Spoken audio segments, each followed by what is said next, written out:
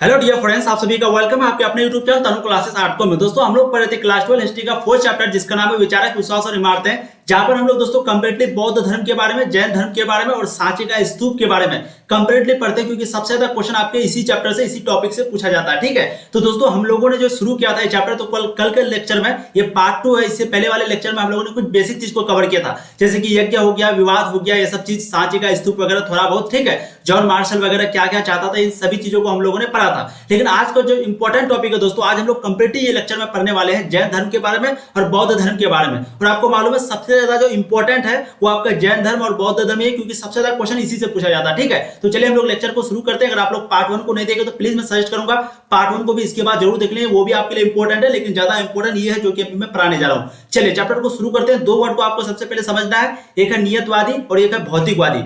नियतवादी का मतलब क्या होता है? ऐसे लोग को नियतवादी कहा गया जो विश्वास करते थे कि सब कुछ पूर्व निर्धारित है, यानी कि पहले से सब कुछ तय है। यह प्रथम गद्यांश के उपदेशक आजीविका परंपरा के थे।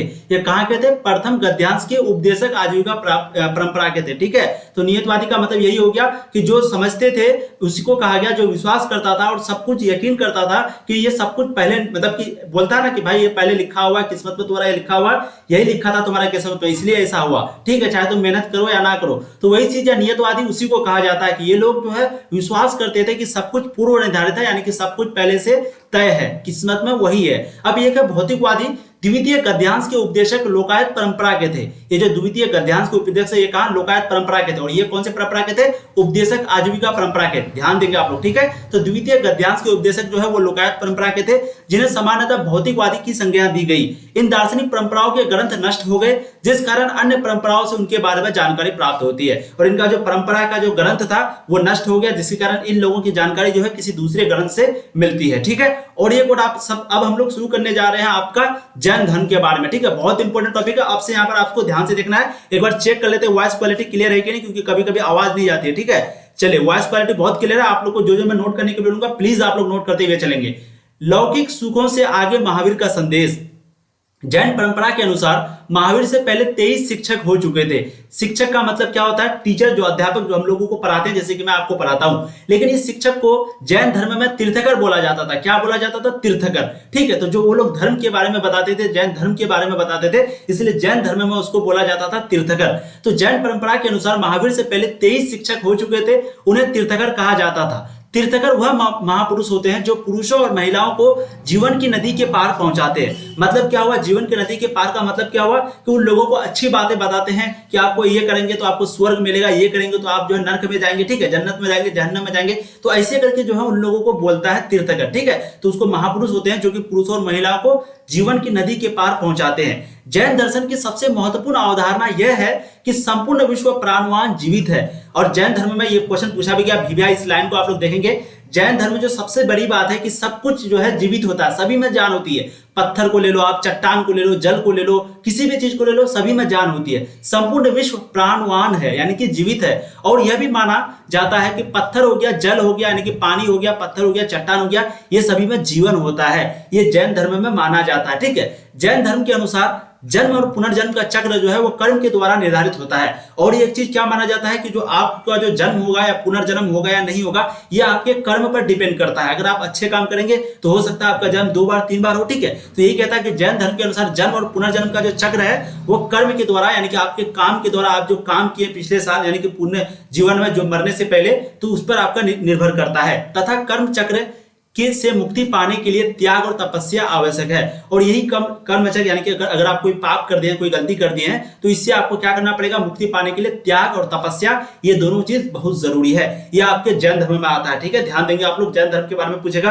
आपको यही सब पॉइंट को लिखना पड़ेगा। अब देखिए, जैन साधु और साध्वी 5 व्रत करते थे, यानी कि उन लोगों के अंदर 5 चीजें थी। सबसे पहले चोरी ना करना, दूसरा झूठ ना बोलना, तीसरा हत्या ना करना, चौथा ब्रह्मचार्य ना करना। ब्रह्मचार्य ना करना मतलब विवाह और यौन संबंधों से दूर रहने की अवस्था। ठीक है, और 5वां धन संग्रह करना। तो ये 5 चीजें थी जैन धर्म में। फिर एक बार रिपीट करेंगे, चोरी नहीं करना, झूठ ना बोलना, हत्या ना करना, ब्रह्मचार्य ना करना, यानी कि विवाह और यौन संबंधों से, इन सभी चीजों से जो है दूर रहने की अवधारणा। ठीक है, इन चीजों से दूर रहने की मतलब कि अवधारणा और धन संग्रह ना करना। तो ये 5 व्रत करते थे जैन धर्म, जैन के साधु जो थे, ठीक है। जैन के जो साधु होते हैं वो ये 5 चीज को कबूल करते हैं। वो चोरी भी नहीं करते, झूठ भी नहीं बोलते, हत्या भी नहीं करते हैं, शादी वगैरह, विवाह वगैरह, यौन संबंधी चीजों से जो है दूर रहते हैं और धन संग्रह नहीं करते हैं। आप लोगों को यहाँ पर ज्यादा डिटेल्स में नहीं बताएंगे, समझ में आ रही कोई चीज है। अब एक इंपॉर्टेंट पॉइंट जो कि ऑब्जेक्टिव में आपका पूछा जाता है, इसलिए मैंने यहाँ पर इंपॉर्टेंट लिख दिया, आप लोग ध्यान दीजिए।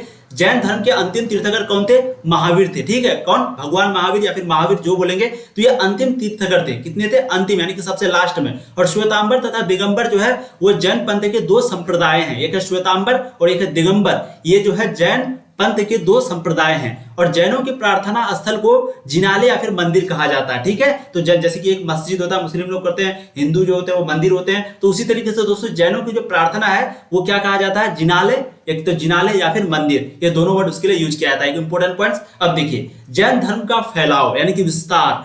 बौद्ध की तरह जैन विद्वानों ने भी संस्कृत, प्राकृत, तमिल। प्राकृत मतलब क्या? कौन सा भाषा? मैंने आपको बताया था फर्स्ट चैप्टर में। प्राकृत मतलब होता है एक ऐसी भाषा जो बिना बोले आप और वो यानी कि आप जिसको बता रहे हैं वो समझ ले, ये होता है प्राकृतिक भाषा, ठीक है। जैसे कि चित्र के द्वारा हो गया, कोई लेख के द्वारा हो गया, तो आपकी भाषा को आपकी भावना से समझ ले, उसी को बोलते हैं प्राकृतिक भाषा। तो जैन विद्वानों ने भी संस्कृत हो गया, प्राकृत हो गया, तमिल हो गया, जैसे अनेक भाषाओं में काफी साहित्य का सर्जन किया था। धीरे धीरे जैन धर्म में भी भारत के कई भागों में फैलने लगा था, ठीक है। तो धीरे धीरे जैन धर्म जो है वो भी भारत के कई भागों में फैलने लगा और इन लोगों ने भी जो है संस्कृत, प्राकृतिक, तमिल, इन सभी भाषाओं का साहित्य का सर्जन यानी कि ग्रहण किया था, एक प्रकार का कलेक्ट किया था, एक प्रकार का सीखा था। अब देखिए, धार्मिक परंपराओं से जुड़ी प्राचीन मूर्तियों में जैन तीर्थंकरों के उपासकों मतलब क्या होता है? भक्तों। मैंने आपके लिए लिख दिया है।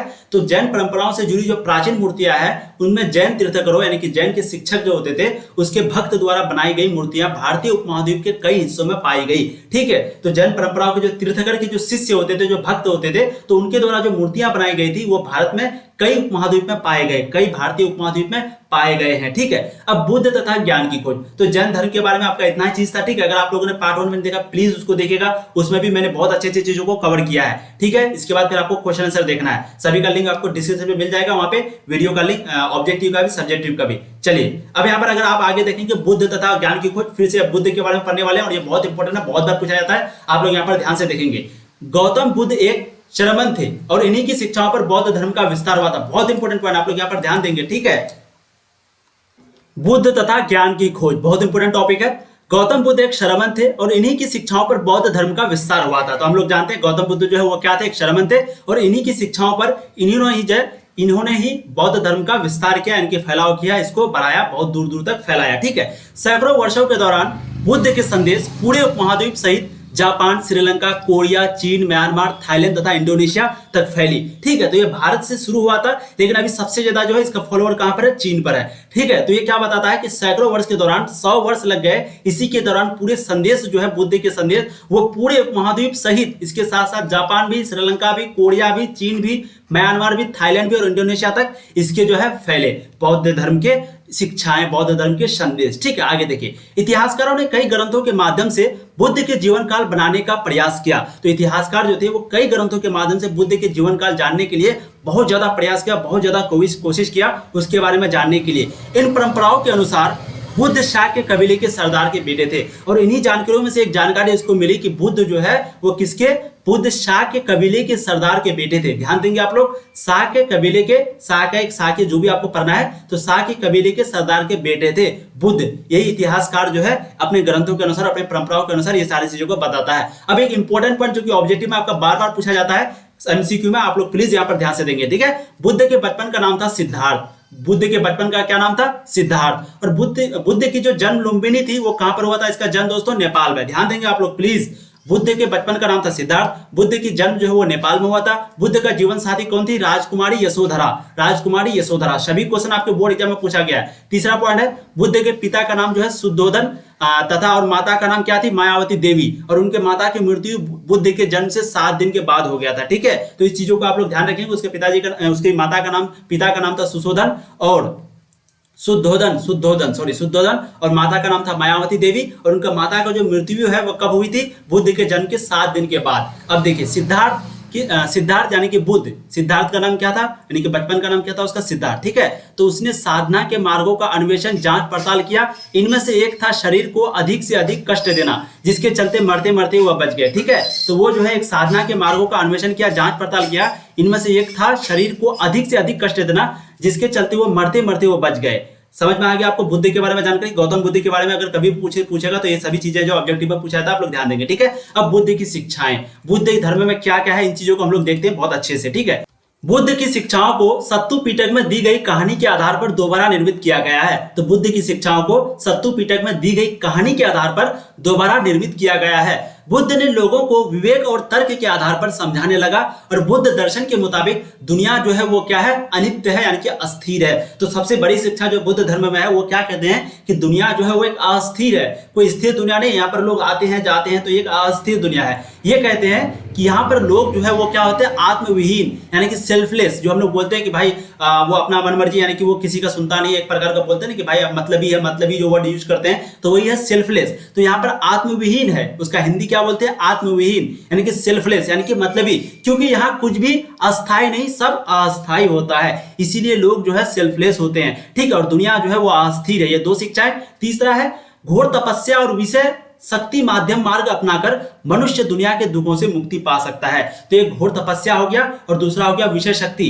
इन्हीं दोनों के बीच का यानी कि मध्यम मार्ग, यानी कि बीच का रास्ता को लोग अपनाकर जो है वो दुखों से मुक्ति पा सकता है, ठीक है, इन्हीं चीजों से। अब अगर आगे आप देखेंगे यहाँ पर ध्यान से चीजों को समझेंगे अगर, तो बुद्ध के अनुसार, ध्यान से आप लोग यहाँ पर देखिए, कौन बाहर में आ गया, एक आइसक्रीम वाला बाहर में आ गया था जो कि बहुत डिस्टर्ब कर रहा था। चलिए अब हम लोग क्लास को कंटिन्यू करते हैं। तो बुद्ध के अनुसार समाज का जो निर्माण है वो कौन किया है, इंसानों ने किया है, ना कि ईश्वर ने। जिस कारण बुद्ध ने ग्रहपतियों तथा राजाओं को दयावान, दयालु तथा आचारवान बनने की सलाह दी है, ठीक है। तो बुद्ध जो है वो ग्रहपति यानी कि जो राजा होते थे, जो महाप्रभावशाली लोग होते थे, उन लोगों को क्या कहा है, दयालु बनने के लिए कहा है, आचारवान बनने के लिए कहा है, इसी चीजों की सलाह दी है। तो टोटल 3-4 चीज। सबसे पहले तो भाई दुनिया अस्थिर है। दूसरा पॉइंट हम लोगों ने देखा कि यह आत्मविहीन है, यहाँ पर लोग जो है वो आत्मविहीन है क्योंकि ये अस्थाई है। तीसरा घोर तपस्या और विषय शक्ति के जो बीच का मार्ग है उसी को अपनाकर आप मुक्ति पा सकते हैं अपने दुखों से। चौथा है बुद्ध के अनुसार समाज का जो निर्माण वो किसने किया है, इंसानों ने किया, ना कि ईश्वर ने। और बुद्ध ने ग्रहपति और राजा ये लोग जो है इन लोगों को सलाह दिया है कि लोग वो दयालु बने और वो आचारवान बने, ठीक है। अब बुद्ध ने निम्नलिखित कल्पनाएं की। उन्होंने क्या क्या कल्पनाएं की, अब इस चीजों को देखते हैं। जन्म मृत्यु के चक्र से मुक्ति, जन्म मृत्यु के चक्र से मुक्ति पहली कल्पना। दूसरा है आत्मज्ञान और निर्माण हेतु व्यक्ति केंद्रित हस्तक्षेप तथा सम्यक कर्म यानी कि सही कर्म की भी कल्पना की थी। निर्वाण का अर्थ इच्छा का खत्म होना से है। तो यहाँ पर अगर आप लोग चीजों को समझेंगे तो सबसे पहला पॉइंट है कि जन्म मृत्यु के चक्र से मुक्ति। तो भाई जन्म और मृत्यु इनसे मुक्ति, पहला कल्पना। दूसरा कल्पना क्या क्या था, जो आत्मज्ञान और निर्माण हेतु व्यक्ति केंद्रित हस्तक्षेप। हस्तक्षेप का मतलब क्या होता है, दूसरे के काम में दखल देना। तो इन चीजों का जो है मतलब कि बौद्ध मतलब कि गौतम बुद्ध जो है यही कल्पना की थी। लोग जो है दूसरे के कामों पर टांग अड़ाएंगे, दूसरे के कामों को रोकेंगे, ठीक है। और सही कर्म का भी कल्पना की थी और कुछ कुछ जो है सही कर्म का भी उसने कल्पना किया था। अब देखिए बुद्ध परंपरा के अनुसार अपने शिष्यों के लिए, अपने फॉलोअर के लिए उनका बुद्ध अंतिम निर्देश दिया गया। और बुद्ध जो है वो अपने शिष्यों के लिए, जो उसको मानने वाले थे, उनके लिए एक अंतिम निर्देश दिया कि तुम सब अपने लिए खुद ही ज्योति यानी कि दीपक, तुम अपने लिए खुद ही दीपक बनो, तुम अपने लिए खुद ही जलो, क्योंकि तुम्हें खुद ही अपनी मुक्ति का रास्ता ढूंढना है। इसलिए स्टूडेंट को भी बोला जाता है कि अगर आप अभी सूर्य के जैसा जलेंगे तो आने वाला समय में फ्यूचर में आप सूर्य के जैसा चमकेंगे भी, ठीक है। तो खुद ही जलो। जलो का मतलब ये नहीं कि आग में जाकर के मतलब कि टपक गए, ठीक है। आपको क्या करना, खुद ही मेहनत करना पड़ेगा, खुद ही ज्योति, खुद ही दीपक बनो, खुद ही उजाला बनो, ताकि तुम्हें खुद ही अपनी मुक्ति का रास्ता ढूंढना है, क्योंकि तुमको खुद ही अपनी रास्ते का यानी कि अपना मंजिल का रास्ता आपको ढूंढना है। तो इसका ये तो अपने धर्म के मुताबिक बताया है कि धर्म में आपको मुक्ति मिलेगा, ये वो मिलेगा। लेकिन अगर आप स्टूडेंट हैं तो आपको ये चीज समझना चाहिए कि आपको खुद दीपक बनना पड़ेगा, तभी आपको फ्यूचर का रास्ता जो है वो क्लियर होगा, ठीक है। चलिए, बुद्ध के अनुयायी अथवा बुद्ध के शिष्य यानी कि बुद्ध का जो फॉलोअर था, बुद्ध का जो शिष्य था, जो मानने वाला था, अब उनके बारे में क्या क्या है हम इस चीजों को समझते हैं। बहुत ही कम समय में बुद्ध के ज्ञान के प्रभाव के कारण उनके शिष्य का एक दल बन गया, ठीक है। बहुत ही कम समय में बुद्ध का जो ज्ञान का प्रभाव है उसके कारण लोग जो है उसका शिष्य बन गया, एक दल बन गया, एक समूह बन गया, जिसके कारण उसका एक संघ बना। इस संघ का स्थापना कर डाली। यह श्रमण एक साधारण जीवन व्यतीत करते थे। ये श्रमण जो थे वो एक साधारण जीवन व्यतीत करता था। जैसे दिन में एक बार उपासकों यानी कि भक्तों से भोजन दान पाने के लिए एक कटोरा बर्तन रखते थे, क्योंकि ये दान पर निर्भर थे, इसलिए इन्हें भिक्खु कहा गया। ध्यान देंगे आप लोग, भिक्खु भिक्खु। तो क्यों इसको भिक्खु कहा गया? क्योंकि ये जो है दान पर निर्भर करता था, यानी कि जो खाने के लिए ये सब चीजें जो होती थी वो दान पाने के लिए कटोरा को रखते थे, ठीक है, उपासकों भक्तों से भोजन दान पाने के लिए कटोरा को रखते थे, क्योंकि ये दान पर निर्भर थे, इसलिए इसको क्या कहा गया? भिक्खु। और शुरुआत में बुद्ध के शिष्य के संघ में केवल पुरुष को ही सम्मिलित होने की अनुमति प्राप्त थी, लेकिन बाद में महिलाओं को भी अनुमति मिली, ठीक है। तो शुरू में जो भिक्खु होता था, जो दान यानी कि जैसे कि कोई अगर खुशी से खिलाता है, या फिर मुसलमान लोग होते हैं वो मिलाद वगैरह बोलते हैं उसको, ठीक है, और अलग अलग जो जाति के लोग होते हैं वो क्या है, खुशी से खिलाता है, एक प्रकार का पंडित लोग हो जाते हैं, या फिर मंदिर के बाहर जो होते हैं उन लोगों को खाने का मिलता है। तो उसी तरीके से उन लोग, ये लोग थे, यानी कि जिसके बारे में बात कर रहे हैं, इन्हीं को क्या कहा गया? भिक्खु। क्या कहा गया? भिक्खु। और शुरू में सिर्फ जो है मर्द को, यानी कि जो मर्द होते थे उसी को सिर्फ था, लेकिन बाद में जो है महिलाओं को भी, पुरुष को तो सम्मिलित होने की अनुमति थी पर महिलाओं को नहीं, लेकिन बाद में इसको भी अनुमति मिला। अब देखेंगे अगर आप, तो बौद्ध ग्रंथों के अनुसार बुद्ध के प्रिय शिष्य कौन थे? आनंद थे। ये VVIP में आपका पूछा जा सकता है कि बौद्ध का जो यानी कि एक प्रकार का बोलते हैं ना, जैसे आप टीचर है, शिक्षक ऑफलाइन क्लास में पढ़ते हैं तो कोई टीचर स्टूडेंट क्या होता है? टीचर का चाहिदा होता है। तो उसी तरीके से बौद्ध का जो बौद्ध ग्रंथों के अनुसार बुद्ध का, या बुद्ध लिखा हुआ, तो बुद्ध का जो प्रिय शिष्य था उसका नाम क्या था? आनंद था। और यही आनंद जो है वो बुद्ध को समझाकर महिलाओं के संघ में आने की अनुमति हासिल की थी, ठीक है। महिला को पहले अनुमति नहीं था, पहले परमिशन नहीं था, लेकिन ये आनंद ही है जो कि रिक्वेस्ट किया था बौद्ध जी से महिलाओं को सम्मिलित होने की अनुमति देने के लिए, ठीक है। अब देखिए, बुद्ध की उपमाता महाप्रजापति गौतमी संघ में आने वाली प्रथम भिक्खुनी थी। क्या थी? भिक्खुनी। पहले आप यहां पर क्या पढ़े? भिक्खु। भिक्खु जो है मर्द के लिए यूज होता है, ठीक है, पुरुष के लिए, और भिक्खुनी जो है वो महिला के लिए। तो चीजें आपको ध्यान में समझनी चाहिए। तो बुद्ध की जो उपमाता महाप्रजापति थी गौतमी संघ आने वाली, ये प्रथम भिक्खुनी थी, ठीक है। उसका दूसरा चीज को अगर देखेंगे आप, भिक्खुनी आगे चलकर थेरी बनी।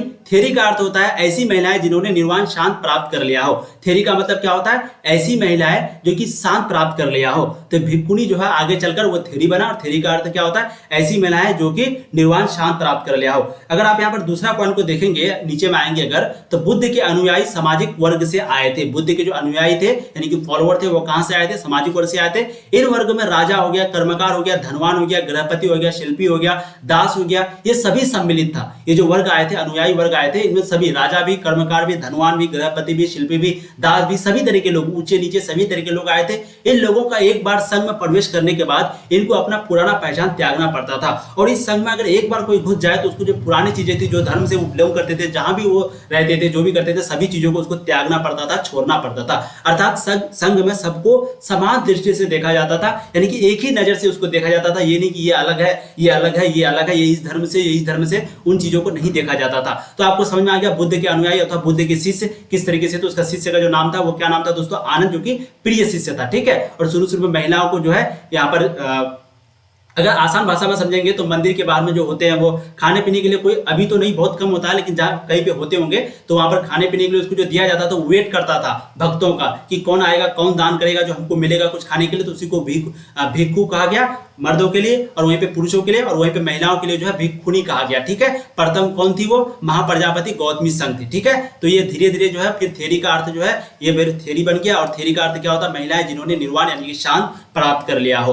और बाद में फिर राजा वगैरह, कर्मकार, धनवान, सभी जो लोग जो है आने लगे। अब आगे देखिए आप, बौद्ध धर्म के अनुयायी अर्थात भिक्खु और भिक्खुनियों के नियम। अब भिक्खु और भिक्खुनी के क्या क्या नियम थे, इन चीजों के हम लोग समझ लेंगे, बहुत इंपॉर्टेंट है। प्लीज आप यहाँ पर ध्यान देंगे। देखिए, नया कंबल का निर्माण करने पर उसका प्रयोग कम से कम 6 वर्षों तक करना। तो सबसे पहले बौद्ध धर्म के जो अनुयायी थे यानी कि फॉलोअर थे, अर्थात जो भिक्खु थे, भिक्खुनी थे, उनके लिए क्या नियम था? सबसे पहले अगर आप नया कंबल लिए, निर्माण किए, तो उसको कम से कम आपको 6 वर्षों तक पहनना पड़ेगा। दूसरा क्या था? किसी गृहस्थ के घर से कोई भिक्खु 2 से 3 कटोरा भोजन ही स्वीकार कर सकता है। किसी गृहस्थ के घर से आप सिर्फ 2 से 3 ही कटोरा जो है भोजन स्वीकार कर सकते हैं, एक्सेप्ट कर सकते हैं, अन्यथा अपराध स्वीकार करना पड़ता था, अन्यथा उसको सजा वगैरह मिलती थी। अपराध उसको लेना यानी कि एक प्रकार का सजा स्वीकार करना पड़ता था। भिक्खु संघ के किसी विहार में ठहरते हैं तो उसे बिछवाए गए बिस्तर को समेटना पड़ता था। और भिक्खु जो संघ के किसी मतलब कि भिक्खु जो थे, अगर वो कहीं पे ठहरते, कहीं पे रुकते हैं, तो वो जो बिछवाए गए बिस्तर है उसको खुद ही समेटना पड़ता था। चौथा क्या है? बौद्ध शिक्षाओं का आधार आचरण और मूल्यों को महत्व देना था, ना कि जन्म के आधार पर महत्व। और बौद्ध जो है वो शिक्षाओं का आधार जो है आचरण और मूल्यों को महत्व देना था, वो जन्म के आधार पर किसी को महत्व नहीं देता था। तो चीजें आपको समझ में आ गई जो मैंने बताया बौद्ध धर्म के बारे में और जैन धर्म के बारे में। आज की इस वीडियो में हम लोग डिटेल्स में पढ़े।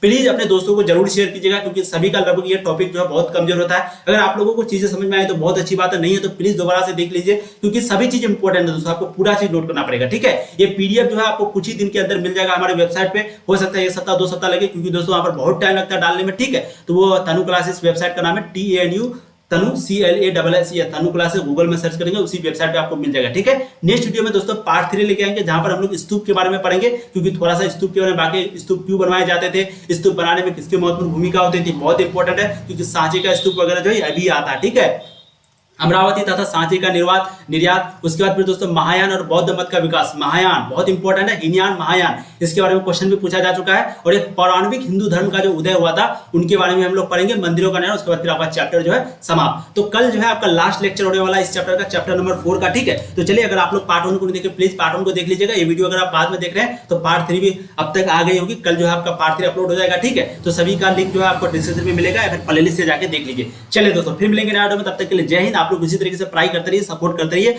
अपने दोस्तों को प्लीज एक बार शेयर करते रहिए। फिर मिलेंगे दोस्तों नए वीडियो में।